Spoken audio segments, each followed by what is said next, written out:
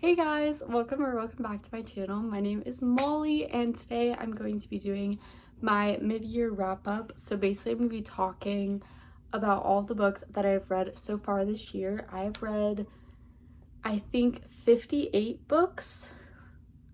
I could be wrong. I think 58. So I'm not going to be like going through all the books that I read this year because that would be a lot. I'm going to save that for like December, end of the year. I'll go through everything and just like tell you every single book I read this year and what I rated it and all of that. But this book is more just kind of like a check-in, talking about books that I've read, how I like them, that kind of thing, just kind of like doing the little like tag. So I have pulled the questions from online. These, I don't know, I've seen that there's like multiple questions apparently, but I just grabbed the ones that Sarah Caroli, she put on her video when she did it. And then I answered them. So these are the ones that Sarah posted. I don't know. I've seen there's a couple different ones, but these are the ones that I've seen. So that's what I'm going to be doing. So the first question is best book you've read so far in 2023. So I started the first, well, I guess I didn't really do this in order, but I just kind of like did it in order, but I didn't mean to. Anyways, one of the best books that I read was Mindfuck series. I read that at the beginning of this year. I read that in January, I believe. That was when I was in Australia, and I remember not being able to put this book down. I read it on Kindle Unlimited, I think I read it on my phone. Yeah, I read it on my phone when I was in Australia on Kindle Unlimited, and it's 4 books, but each book is like around 100 pages or around like 120. Super short, but it is such a fast-paced book and it's such an easy book to get into. It's a romance book, but it has a lot of subplot of murder, which is not something I think I'd ever be saying about a book that I really enjoyed. But I remember when I first started reading it, a lot of people were saying it gives Criminal Minds vibes, and it really does. I don't remember, what's the guy that everyone loves in Criminal Minds? He's played by Matthew Craig Gubler. I don't remember, but that's like, he reminds me so much of Logan, who is the main guy in the book. It's Logan and Lana is a serial killer. And Logan is the FBI agent who is, or CSI, I think CSI, he's the CSI agent that is like investigating Lana's murders. And it is so, oh my god, it was so good. It literally had me on the edge of my seat. I was telling everyone I knew about it. I remember when we were like traveling, everyone would be like asking like what I was reading, and my best friend and my roommate was like, don't even ask her. Like, don't even ask, like, do not get her started, because I would not shut up about this book. It was a 5-star series for me, a 5-star book. It was just literally like one of the most amazing books I've read so far this year, and I loved it so much. If any takeaway from this video you take is go read the Mindfuck series. Like, I feel like that was so hyped up maybe like last year. I don't know. I just never read it, and then I read it this year. Go do it. Go freaking read it. I remember I read it because I just didn't, none of the books that I brought were really interesting me, and I was like, I need something to read. So I like looked it up on Kindle Unlimited, and I just like could not put it down. Could not put it down. Became obsessed. The second book is the physical versions that I have now.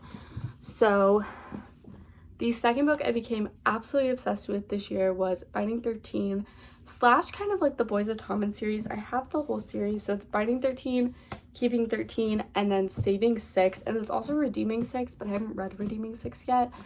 I need to. Someone tell me to read it in the comments, because I just need to get myself to do it. I want to. I love this series. I love this universe. I love Chloe Walsh. I don't know. Maybe it's the emotional turmoil that I went through when I read Saving 6, because that book kind of ripped me apart in a good way. And I've also heard a lot of people didn't really like Redeeming 6 because it was just very like repetitive, because it takes place during Binding 13 and Keeping 13. So it's kind of the same thing, just like the perspective of Joey and Aoife. And Joey and Aoife are very prevalent in Binding and Keeping 13. So I don't know. Anyways, that's not important. I'm not talking about that book. I don't know why I just went into that rant. But Binding 13, I read this book in March when I came home from my study abroad year, and this was such a good book. I was absolutely obsessed with it, and it is a thick book. The font is so small. It was honestly the best book to read when I got home because I lived in Dublin, Ireland for about a month and a half, and this book literally takes place in Dublin. It takes place in where does it take place? Not Galway. Cork. It takes place in Cork, in Ballingall, Cork, Ireland. And it's just such a good book, and the feeling that I had reading this book, I don't think a lot of people compare the feeling to this book to Addicted series, and I see that because it's very like found family aspect. I feel like I was a lot more stressed when I was reading the Addicted series, but this was so good, and I just phenomenal read. It was a 5 stars for me.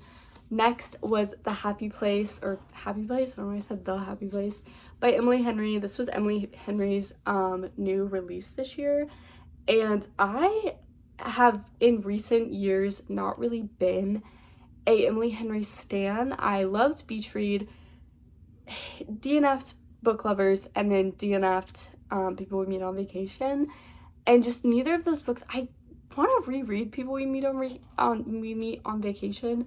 I'm gonna have to rebuy the book because my dog kind of like ate the copy that I have, so I don't know. But I loved this book. This was a 5 star for me. Literally the feelings that I had when reading this book, phenomenal. It was such a good summer read too, and I just loved it. Next is ACOTAR by Sarah J Maas, or A Court of Thorns and Roses. This is the first book in the ACOTAR series. I read this last month, and I actually did a reading vlog for it, so if you want to go watch that, that is on my channel, so go watch that. It was pretty fun, and I enjoyed this book so much. The romance, I did not know it was that spicy. Nobody warned me, nobody told me, but I absolutely loved it. Honestly, I thought it was gonna be fantasy and just romance subplot, but the romance was like not romance subplot. Like it was like, honestly, I would consider it a romance book, just taking place in a fantasy world. It was so good. Sorry, my back hurts. I'm gonna have to take a break. Oh, sorry. I got spine issues. Okay, best sequel that I read this year. So, I don't even know. Okay. I don't even know where it is. Oh, this one, and then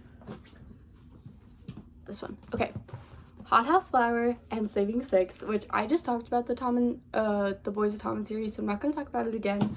But this was the Addicted series, which a lot of people, like I said that they got the same feeling with the Addicted series that they got with the Boys of Tom series, and I feel like I did too, but again, I was very stressed reading this book. There is so much going on in these books, and it's very much like slice of life. Like it just kind of like takes you through these people's lives, and you just kind of like grow up with them almost. It's the Addicted / Calloway Sisters series, so they're like an interconnected series. It starts with Lily and Lo, and it's Addicted to You, I think it's the first book. Yeah, and then it takes you through the rest. I think it's a 9-book series, and then they have spin-off, which are the kids, and I've read like the first 4 books of that, but then I just got stuck, and I don't know if I'm ever gonna finish it because I didn't really enjoy the one that I'm like currently on, and I just don't really like it that much, and I've been reading it for the last like 5 months. So anyways, this is about Reich and Daisy is the youngest of the Calloway girls, and then Reich is is this a spoiler? I'm not gonna say it, but Reich is like, you'll learn who Reich is when you read the books, but he's kind of like a family friend, and he has known Daisy since she was little, and Daisy is like just the stereotypical younger sister. Everyone's very overprotective of her. Everyone kind of treats her like a little girl, and this, you finally get Daisy's perspective because she's talked a lot about in the other books, but this is finally, you get her side of the story and you get her perspective. And I genuinely just adore Daisy Calloway. Like, I want to reread this book, honestly, and just have the same feelings that I had when I read this book, because Daisy Calloway, is probably one of my favorite book characters of all time, and I think Reich Meadows and Daisy Calloway are one of my favorite book couples. Just the support that they have for each other is insane, and that's the same that I feel with Joey and Aoife. Their chemistry and their just love for each other is insane, and it's just amazing, and it's so strong, and it just makes me want to cry. Okay, new releases that I haven't read yet that I want to, and I have one for that, and that is Unfortunately Yours by Tessa Bailey. This book came out this month. I think it was like the beginning of June, and I bought it. Haven't read it yet. I bought it like probably a week after it came out. I bought it at Target with the buy one get one two, or buy two get one free sale, and I just haven't read it yet. And I think it's just mostly because I've been doing a lot of like reading for different videos, which I did reading for a video and then I just never finished it. So I'm not in a book slump, but this always happens in the middle of the month. I just get very overwhelmed with the books that I want to read, and I try and stick myself to my TBR, but then at the same time I'm like, I don't want to read this book. Like, I just get very overwhelmed. So I don't know, I will definitely try and read this book next month. I love Tessa Bailey. She wrote It Happened One Summer and Hook, Line, and Sinker. Is that the book? Yeah, Hook, Line, and Sinker, and I loved that series so much, or that duology.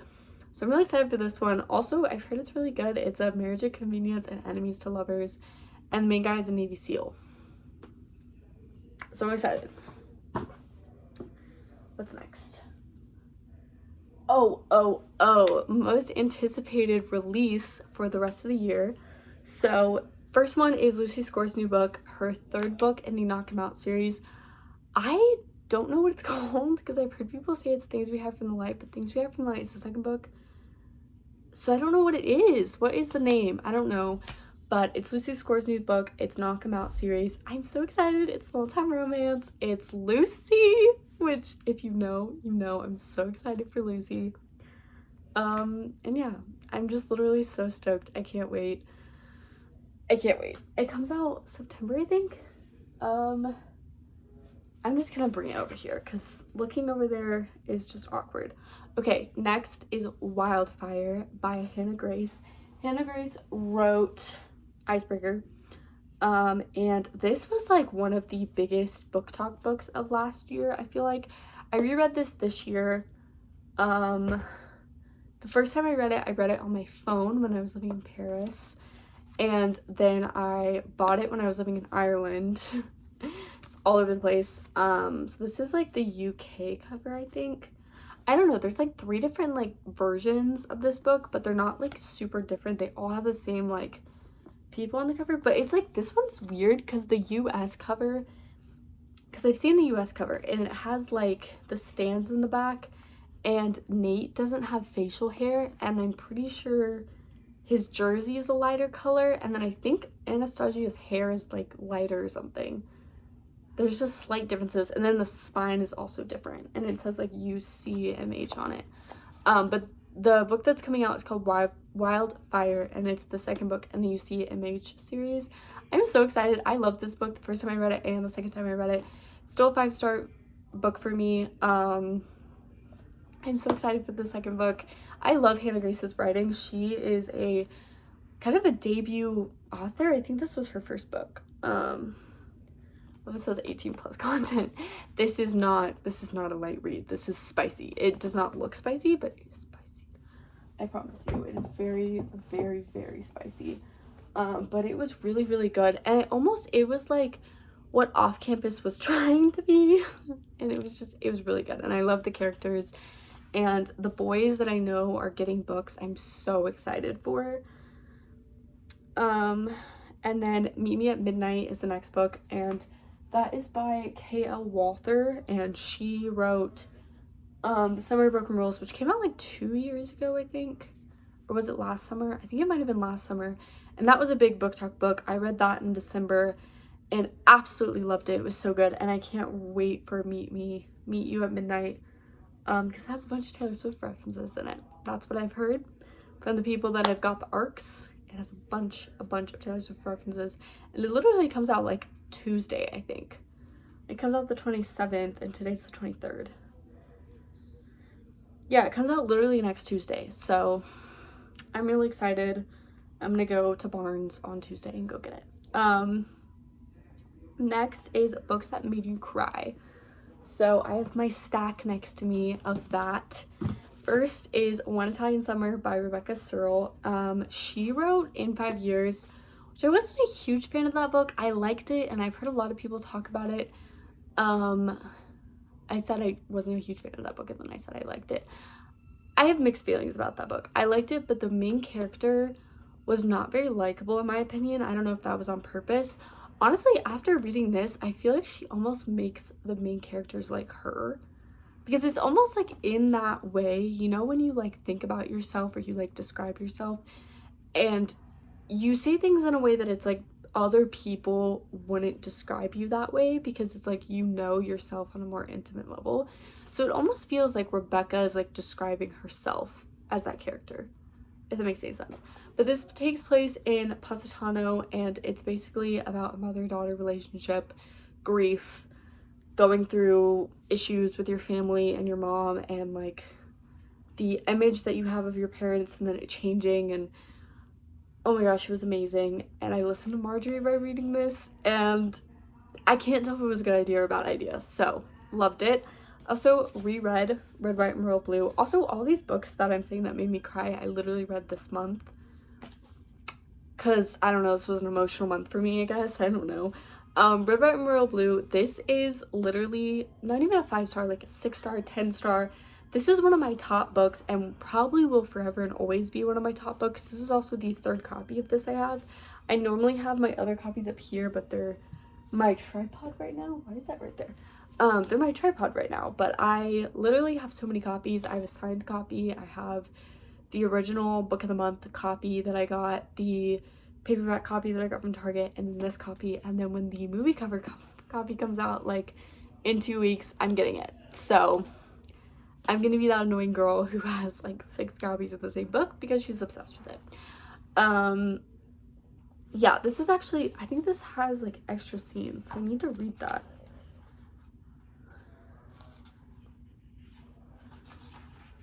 Also, it has like illustrations on the back. Like, isn't that so cool? I forgot about that. Okay, sorry. I got like really amazed. Oh my gosh, baby. I'm sorry. I just love them so much. If you don't know anything about Red, White, and Royal Blue, it's basically a gay romance between Prince of England, first time in the United States, and it's amazing. The banter in this is insane. I don't know what Casey put in this book, but inject it in my bloodstream. Like, I adore this book. Every time I read it, I swear I get like the fuzzy feeling every time. And it's the same point in this book. It's when he makes the speech at the end of the book. If you know, you know. That part breaks me every single time. Every single time. I can't tell you. The Song of Achilles, I did not think this book was going to make me cry. Because I honestly wasn't super emotionally attached to this. I knew it was sad going in. When I started reading it, I was like, maybe it's because I'm not really a Greek mythology girl. Like, I don't really know that much about Greek mythology. I know about Achilles, but I don't really know that much about like the myths and the different Greek gods and the different things. Like, I don't really know that much about it. So going into this book, I really didn't know that much. So I didn't think it was gonna make me cry, but it did. It did. It very much did. So that's all I'm gonna say. But yeah. Okay, next. My foot's falling asleep. Most beautiful books that you've bought this year. So I didn't originally put this on the list, but after looking at those illustrations, I'm gonna say this book, which I didn't. Oh my gosh, wait, what? I've never taken the cover off. I didn't know it said that. Okay, well, this is literally like my favorite book I have now. It says History, huh? Which I literally got a shirt today that says that. I don't know where it is. I don't know, but I got a shirt from Etsy, and it's like this. It says History, huh? And it said that we could make some. This is so cool. I didn't know it had that. If you know, you know. Prince Buttercup. Like, I didn't know this was all here. This is so cute. Why did I not know about this? Oh my gosh, this is literally adorable. I love them. I'm sorry, literally gonna cry about fictional characters right now. But that's one of them. And then the ones that I originally put, oh my god, my foot is literally asleep. The ones I originally put were the Atlas 6 and the Thorns Remain, because y'all, these covers are so pretty. And then I technically got this last year, but my copy of The Little Woman is literally beautiful. But I put these because I just think these covers are so cool. But the OG, this one is so cool. I don't know why I've never taken the cover off. I thought the cover was like I'm taking that off and I'm like displaying it. This is so cool. Okay, sorry. Fangirl moment. What books do you need to read by the end of the year? I need to finish a bunch of series because this girl right here does not know how to start series and then finish them. We got some beef. Yeah, I have a bunch of series I need to finish. ACOTAR, The Inheritance Games, Magnolia Parks, and Boys of Tommen are some of them. I think I have others that I've just started and I haven't finished. Some I honestly didn't even know were series, and then I was like, oh, what are other ones? Honestly, that might be it. I don't know. Anyways. Oh my god, my foot is literally asleep so bad. Okay, last question is my favorite new author of the year. I actually have two, Lucy Score and Elsie Silver. Lucy Score, I've read 2 of her books so far, but I have 3. I read By a Thread, which I have right here. I'm gonna grab it because the cover is so cute. By a Thread, and then Things We Never Got Over. She has become kind of an obsession of mine this year. She's never really been on my radar before. I've heard people talking about Things We Hide from the Light last year, but I honestly didn't even know she had any other books. I've heard so many people go through her backlist, and I honestly want to. I feel like I'd like them because I really like her writing and I love her banter. And the way that she creates stories, like it's not just romance, because I feel like whenever I read a book that's just romance, honestly, I get really bored. Like when there's nothing going on with the characters, there's nothing going on like in other parts, there's not other characters happening. I get a little bored when it's just like fluffy romance. I love fluffy romance as much as the next girl. Sorry, my dog is barking. But sometimes I just get bored. And Elsie Silver, I read the Chestnut Spring series and literally fell in love. I think that's like what sparked my small town romance kick. Well, actually, that might have been Things We Have from the Light. But that definitely sped it along because I started reading that and then I just became obsessed with small towns. Which I literally grew up in a small town and I hated it, so I don't know. Okay, well, that's it for this video. I hope you guys enjoyed. I love y'all, and I hope you have a good rest of your day, rest of your year, rest of your life.